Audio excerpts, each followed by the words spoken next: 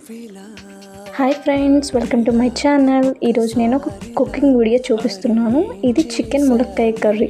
First మనం oil వేసుకొని దాంట్లో ఉల్లిపాయ, తర్వాత పచ్చిమిర్చి, కరివేపాకు, పసుపు వేసుకొని బాగా ఫ్రై చేసుకోవాలి. చేసుకున్న తర్వాత టమాటా కూడా వేసుకొని దాన్ని కూడా బాగా కలుపుకొని మూత పెట్టుకుంటే మనకి తొందరగా కుక్ అవుతుంది. తర్వాత మూత తీసుకొని చికెన్ వేసుకోవాలి.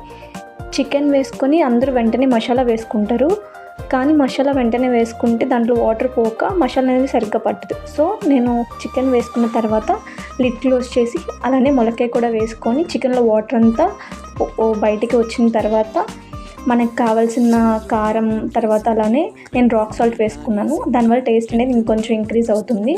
నెక్స్ట్ మసాలా, మనం అల్లం వెల్లుల్లి పేస్ట్ ఏదైతే ఉంటుందో అది కూడా వేసుకొని బాగా కలుపుకొని మనం లిడ్ క్లోజ్ చేసుకోవాలి. లిడ్ క్లోజ్ చేసిన తర్వాత బాగా కుక్ అయిన తర్వాత లిడ్ క్లోజ్ చేసింది తీసేసి మనకి ఎంత వాటర్ కావాలో అంత వాటర్ వేసుకొని మళ్ళీ లిడ్ క్లోజ్ చేసుకోవాలి. నేను లిడ్ క్లోజ్ చేసే ముందు కొత్తిమీర వేసుకున్నాను, ఎందుకంటే కొత్తిమీర టేస్ట్ అనేది కూడా దాంట్లో బాగా మిక్స్ అవుతుంది కాబట్టి. నెక్స్ట్ కర్రీ అనేది రెడీ అయిపోతుంది. మనకు కావాల్సినంత మనం